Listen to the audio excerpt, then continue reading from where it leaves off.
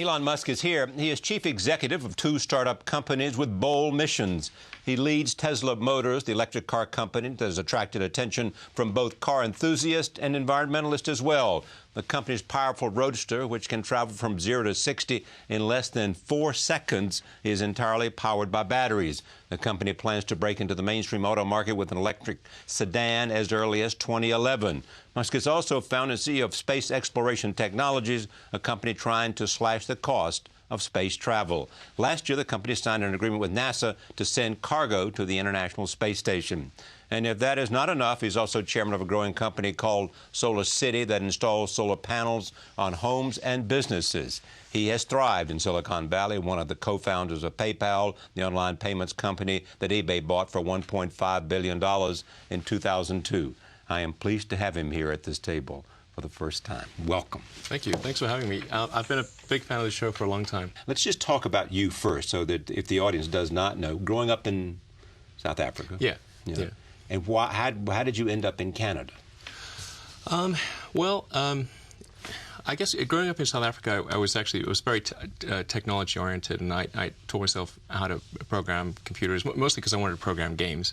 Right. And when I was about 12, I sold my first game, and whenever I'd read about technology and great innovation, it was coming from the United States, and so it was that's where I wanted to be. And I tried to convince my parents to move there, and neither of them would. They were divorced. I tried my mother. I tried my father. Neither would do it. My mother later moved back to initially Canada and then the U.S. And so when I was 17, as soon as I got my Canadian passport, 3 weeks later I was in Canada. So here you are, and you come to Canada and make it to the United States, and then you and several other guys come together and create PayPal. Right. And you sell it to eBay for $5 billion. Yeah. So after PayPal, that gave me a fair bit of capital, and there were three areas. When I was in college, there were three areas that I thought would most affect the future of humanity. And those were the internet, the transition to a sustainable energy and transportation sector, and the third was space exploration, in particular the extension of life to multiple planets. Now, I didn't ever expect to be involved in the third one, but that seemed to me that's something that would be very important for the future. And with the capital that I got from the sale of PayPal, I was able to go into both those areas. And so hence SpaceX and in the space, and then in the sustainable energy and transportation, you've got Solar City and Tesla. Let me talk about space exploration just for a moment. How is it going in terms of creating the systems that will engage us in space exploration, not just for governments and not just for NASA, but for private citizens as well? Well, you have to divide the efforts that are going on into what is an orbit class effort versus a suborbital class effort, and there's really a very big difference. But the general public doesn't understand the difference between getting to space and getting to orbit, and so it's important to make that distinction. To do a suborbital flight, you need a terminal velocity of around Mach 3. Right. To get to orbit, you need a terminal velocity of Mach 25.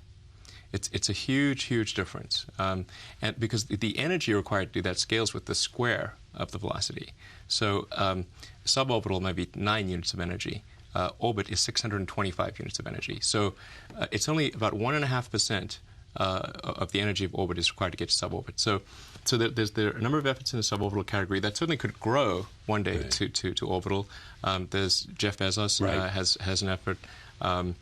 And I know that's something that's pretty important. Is Branson involved in this or not? Yeah, Branson, absolutely. Right. Not so much directly from the technology standpoint, but from he's funding that development at scaled composites in California. And what are you doing? So we're in the orbit class, and it's a lot more capital, and that's really where you're sort of pushing the ragged edge of what's physically possible. And last year we got to orbit for the first time with our rocket, and that was certainly a huge relief and a milestone. Yeah, and so what's the next step? You get a rocket into orbit. Yeah. So next month we were putting a satellite for Malaysia into orbit, and then from Malaysia. For Malaysia. Oh, for Malaysia. Yes, right. a Malaysian satellite. But in the rocket business, the rocket company does the launch. It's not like the airline business. So you don't sell the rocket; you sell the launch. Right. And then later this year we'll be launching our big rocket from Cape Canaveral. That's the Falcon 9, and that's the one that's going to be servicing the space station, among other things. Is there a philosophy here that somehow the private sector can do a lot more than it has done in areas that seem, because of the size, reserved for government? Yeah, definitely. The private sector is very good at optimization and innovation. I mean, private sector is generally better at doing things than the government. I think that's fair to say. But there are certain things that the government that are suited to the government, like basic research and that sort of thing. Yeah. So as far as SpaceX, the reason that there hasn't been a huge number of a big improvement in the space industry, I think, is because of it's very difficult for Schumpeter's creative destruction process to come into effect, because it is such a significant amount of capital that's needed to start a rocket company, and it's a very difficult technical challenge. And the number of people that really understand rocketry in the world is a very small number. So it's really huge barriers to entry. And that's why we haven't seen the forcing function of improvement that there should have been over the years. And your understanding came from this was not what you studied in college. Well, I studied physics. But studying physics and studying rocket science is a very different thing. Yeah, no, it gives you the basics. It gives you the basics, good framework, good analytical framework. Yeah. But no, I picked it up along the way. Yeah. But what is your core competence, you think? I think it's technology. Technology, yeah. Technology. If something has to be designed and invented, and you have to figure out how to ensure that the value of the thing you create is greater than the cost of the inputs, then that's probably my core skill.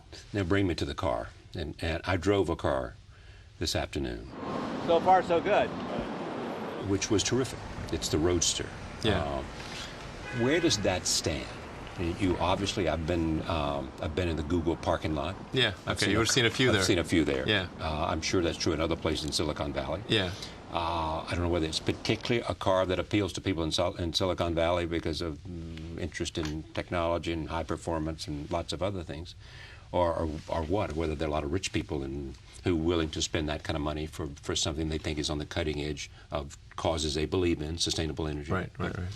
Tell me about where you are in this development of this electric car, which has, most of all, this extraordinary sort of power. Yeah. 0 to 60 time at 3.9 seconds, this is extraordinary when you think about the sports cars and anything else that's out on the road today. Yeah, in fact, on the Top Gear test track, our standard Roadster beats a Porsche GT3. Exactly, which is point. not That's bad. a reference. and the Roadster Sport will do even better. Yeah. But you've also said, in terms of where you want to go, that developing a high-performance sports car is not what this is about. Absolutely. This is about something else, and you want to develop a sedan. Yeah, the whole purpose behind Tesla, the reason I put so much of my time and money into helping create the business is we want to serve as a catalyst for accelerating the electric car revolution. The price of gas at the pump does not reflect the true cost of gasoline, because you have a consumption of a public good. It's one of the most. It's really a common problem in economics. You have the same thing in fishing, where because there's no cost to fishing stocks, people just overfish and you have disaster that ensues. Right. And here we're not paying for the cost of the CO2 concentration in the oceans and atmospheres. We're not paying for all the ancillary effects of the wars and all the other things at the gas pump. So you effectively have a subsidy taking place at the gas pump because of that. So the only way to bridge that is with innovation, is to try to make electric cars better sooner than they would otherwise be. Now, suppose this is a hypothetical which may or may not speak to the point, but suppose 15 years ago, right? Let's say Bill Clinton as president, who talked about the road to the 21st century and all of that. Suppose he had said, I believe so much in sustainable energy that I want to make a commitment, and the federal government, using all of its resources, will develop an electric car with appropriate battery power that will change the face of the automobile industry in the world. Was that very doable? Now, Bill Clinton was elected in 1992, 17 years ago. Yeah. You could have made a reasonably good electric car around that time for a lot of investment. And should that have been done? Should the U.S. government have made that kind of... Otherwise, you will not be able to change the driving habits of Americans. Was it a worthwhile expenditure at that time? I think it probably would have been a worthwhile expenditure, but the thing that really helps electric cars is lithium-ion. Right. And when did that come around? I mean, explain why batteries has always been the great dilemma for developing an electric car. Sure. Well, the energy contained within a battery is so much less than is contained in gasoline that, I mean, it's really it's hard to quite describe. Another way to put it is the Tesla battery pack in the Roadster, which is the most advanced battery pack in the world. Right. The common reference is to call what is actually a cell a battery. Right. So a cell is the little single kind of chemicals, and then if you have multiple cells, that's what actually a battery. Right. That's literally what a battery means. Right. Multiple cells. Multiple cells. Right. And usually as the batteries get bigger and bigger, they get harder and harder to deal with. So the cell that we use is a commodity cell. Right. It's buy it anywhere. Pretty much, and it's the same sort of thing that's in any one of a number of laptops. Right. The challenge is combining those cells and having thousands of them, making sure they're safe, making sure they'll last for 200,000 miles or 100,000 over bumps and potholes and extremes of temperature and safe in a crash, and that compounds the problem massively. And you've got to make sure the charges and temperature is balanced across the whole thing. So the difficulty is really at the pack level much more than it is at the cell level. And that's really where the single biggest area of Tesla's expertise. Although I should point out that Tesla also has, we design and build the motor and the power electronics and the software that manages the whole thing. So those are important too. But the battery is the single most important thing. And the Tesla battery pack, to reference it to gasoline, it weighs about 1,000 pounds. And it has the energy content of 2.5 gallons of gasoline.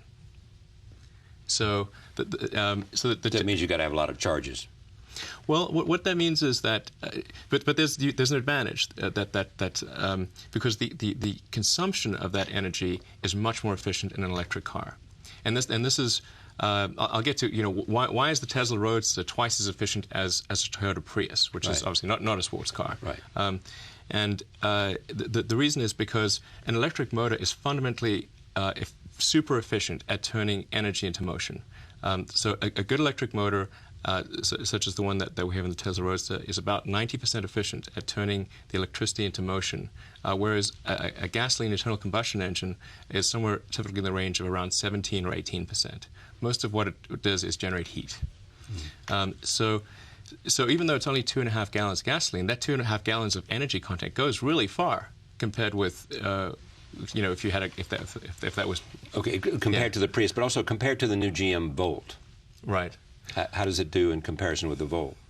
The Volt is a different architecture. It uses it's a plug-in hybrid architecture. So it's I think got about a 40-mile or so battery pack. That's what they say, right? And then there's an engine with a generator that allows you to go beyond the 40 miles. Exactly. Right. And whereas ours is pure electric.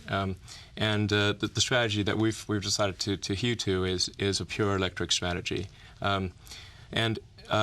I mean, I've been criticized sometimes for responding to questions like yours to explain why we've gone pure electric, and then people have taken that to be an attack on the Volt, which is not the case. I hope the Volt succeeds, and I think it can be a pretty good car and all that kind of thing. I don't take this as an attack. I'm asking questions. It's not, but I just wanted to put that. What I hope to do in this conversation with you is figure out what it is you've done, because you've got a fair amount of attention. Sure. Figure out why you're not further along than you are, or figure out why you are and what your expectations are to do. And where is the game for you? I think it's taken a while for the industry to come around to this point, but I think it's largely at this point, it's almost become conventional wisdom that the future is electric cars. Right. The only question is this interim period of this transitional period.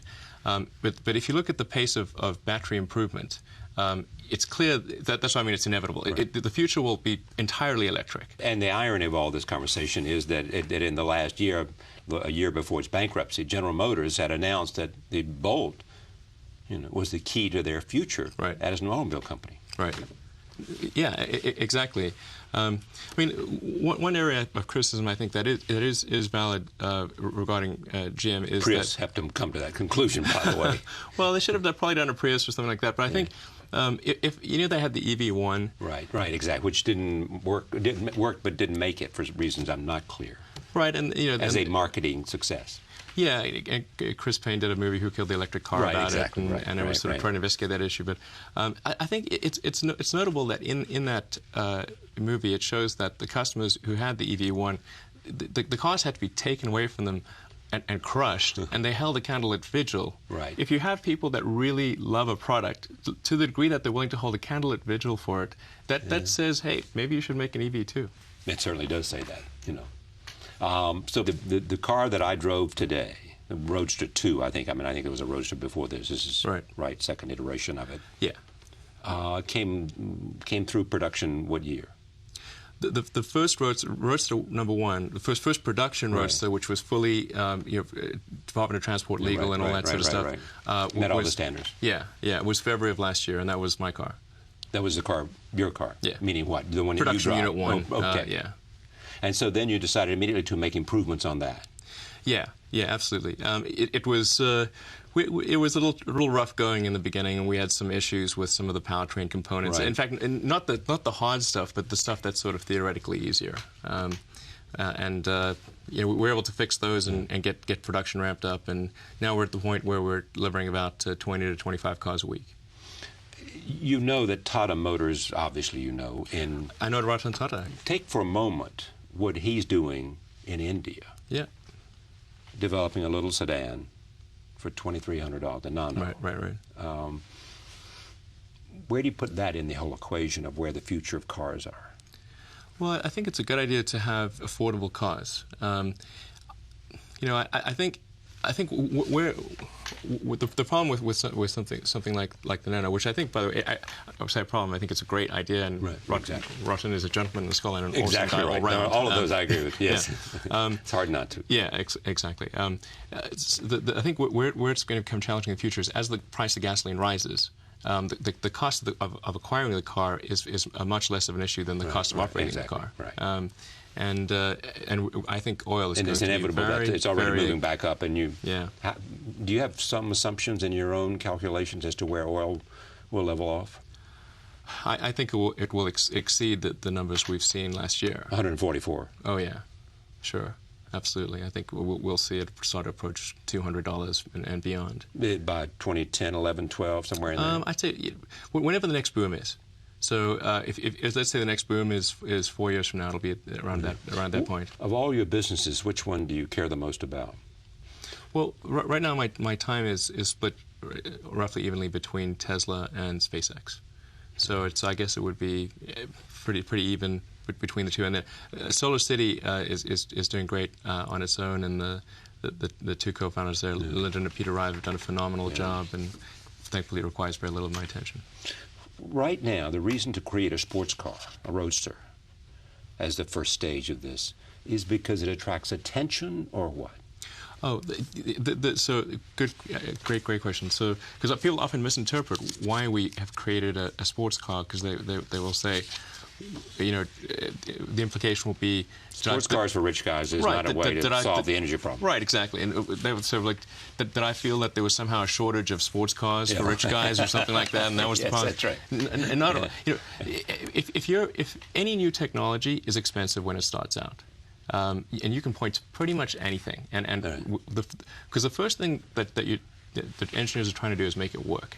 And then when you make it work, then you optimize and you optimize and you optimize. And if you look at the early days of computers or cell phones or almost anything, even the early days of gasoline cars, they used to be toys for rich people until they were made affordable and mass production. Henry Ford came along. Yeah, and then you combine that He with... invented the car, but yeah, good.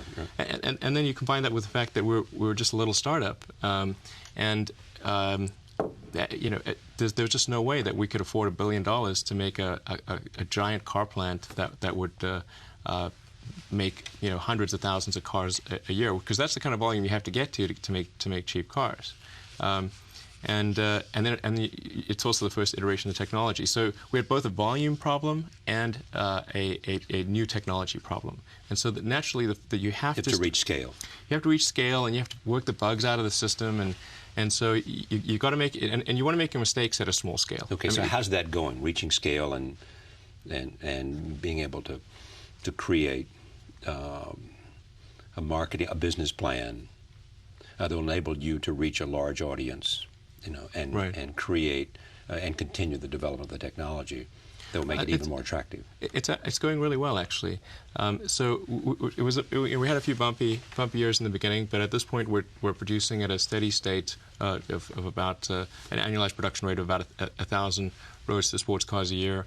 We unveiled our sedan a few months ago, which is a much more functional car, and it's a $50,000 car. So basically it's about half the price of the Roadster. And the production run, say, for the year 2010 for the Roadster will be?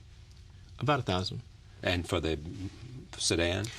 The sedan is only coming out in 2 years. So in 2011 will be the first year. Right. And what's the projection for that? We're expecting to do 20,000 units a year for the sedan. It's always difficult to predict these things exactly, but our target is we'll produce a total of about 100,000 of them and about 20,000 a year, and there are going to be many variations on that. We'll do an SUV and we'll do, you know, other things, and then we'll do our third generation platform beyond the sedan. The Model S sedan will be a sub $30,000 car. So we're trying to get to mass production as soon as we possibly can, but that's both from the cars that we make ourselves, as well as the cars we do in partnership with others, like the Daimler deal you may have read about. Right. And, yeah. So how do you measure the odds of success? Personally, I would say success for me, for Tesla, is that we've accelerated the advent of electric cars by at least 5 years. But is that the goal, to accelerate the advent of electric cars, or to create a great electric car company? I think the two are synonymous. Okay. I mean, you do one, you do the other. Okay. Yeah. And why is it that it's happening by a guy who created a startup in 2003 rather than a whole range of sort of industrial automobile companies around the world, not just here? Fiat is a successful car company, and they own Chrysler. Right. Well, disruptive technology, like where you really have a big technology discontinuity, it tends to come from new companies. Right. You know, you could ask the same question of why did Google come from Larry and Sergey? Right. Who, by the way, I've known Larry since before he got venture funding for Google. And is he an investor in Tesla? He is. Larry and Sergey are investors in Tesla. And they drive them or don't drive them? Yeah, they drive them, absolutely. Because some of the criticism that comes at you and the company now is that you went out to seek a lot of external financing and did not reach your goals. Well, it's taking us longer to reach our goals, but we're definitely reaching our goals. Yeah. What was it? Raise $100 million, raise 40, or what was it? What was the goal? Well, I think some of the stumbles were silly mistakes we made ourselves. Some of them were market externalities.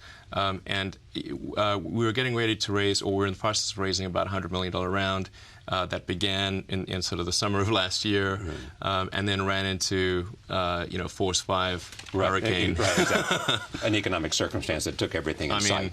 Yeah. And so that forced us to scale back our plans a little bit. We had to do a layoff. And we had to raise the money internally from existing investors. I had to put up a lot of the money personally, because there was just no money. And so that was sort of a hair-raising time for the company. But at this point, we're actually in good shape. We expect to be profitable in the third quarter. And that comes from the success of the Roadster. Yeah, and the Roadster. And we also have a powertrain supply business to Daimler as well for an electric smart that we're doing with them. make the smart car an electric car. Yeah, the smart car was always intended to be an electric car, but they could never they could never get the battery right.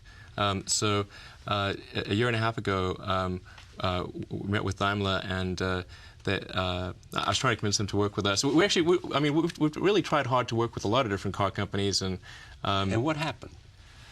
Well, I guess they think, well, they sort of took the attitude of what does some little startup in Silicon Valley know that we don't know or couldn't do, and what would you say to them?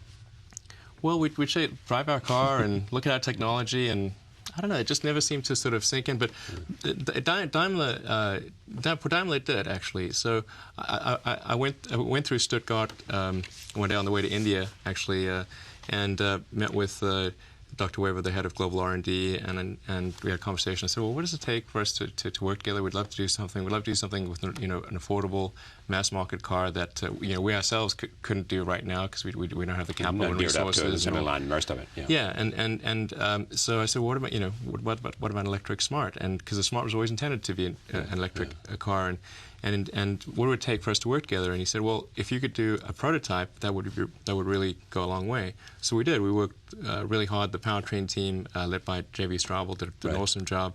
And 40 days later, when they came out to visit, we said, here's the car, take a drive. And they really liked what they saw. And so what did they do then? Then they said, okay, well, let's take it sort of another step further, and they gave us a little R&D contract, and eventually got to the point where we got a contract for to supply 1,000 cars for them, and then if we do well on that, we'll potentially go into tens of thousands of cars. But this is a car that everyone could afford, and could hopefully come quite soon. Do you have a profile of the people who you think will want to buy these roadsters? Yeah, absolutely. It's the kind of person who likes a performance car. Maybe they own a Porsche or a Lamborghini or something. This car is actually faster than a Lamborghini 0 to 60. Yeah, it's I think faster than almost anything I know of. Yeah. I mean, there's like things. The really sort of $1 million supercars. Obviously, those will beat it. Like the Ferrari Enzo is going to be faster. Right. But it's pretty much faster than any normal sports car. And it's really easy to drive. If you want a high performance car with a clean conscience, this is the only option. And the sedan is going to be for someone that wants a great sedan and also a clean conscience, and it's also going to be cheaper to operate than So. Right. You are, as you well know, a controversial guy as well. I try not to be controversial, but it seems controversy seems to find me. It finds you. It finds you because you think big. You're a software guy who has been successful in the private sector. Yeah. And see no reason you can't do things that other people have not been able to do, no matter how large the corporate enterprise. Create the best electric car, or B, put privately astronauts in space, which you say you will do in 2 years? Well, yeah. It sort of depends on when NASA asks us to do that. If NASA turns on asks us to do that this year, which we're hopeful that they will, the White House has convened a panel on the future of human spaceflight. That panel is going to make the recommendations in a few months. I hope that some of those recommendations will be favorable to SpaceX, because the alternative is if SpaceX doesn't do it, we will be entirely dependent on the Russians to carry our astronauts to the space station after 2010. And billions of dollars will be spent on essentially a sole source situation to the Russians, which I think is outrageous. And you haven't taken advantage of the opportunity to go into space yourself, have you? No, I've not. Have you wanted to? If it was purely a matter of personal interest, I would have done it already. Right. I mean, I do want it. I do want to. Is Sergey interested in that, or no? Sergey is expressed some interest in that. Some interest, yes. Yeah, I would like to go at some point, but it's. I'm also in the point where it's difficult for me to take personal risks. I used to take a lot of personal risks because of children. I've got my kids and responsibilities with the companies as well, and so if I do things where they have personal risk at this point, I risk more than my own being. Yeah. You've had how many triplets? You have one set of triplets and one set of twins. Yeah. I have the twins with me in New York, actually. So they like the car? Yeah. Yeah. They can't drive they can't go on the roadster because it doesn't, it's not very kid-friendly. But the exactly. sedan... No, it's not very kid-friendly, you're right. The sedan will be ideal for them. So. Right. Much success to you. Thank you for coming. Thank you for joining us. See you next time.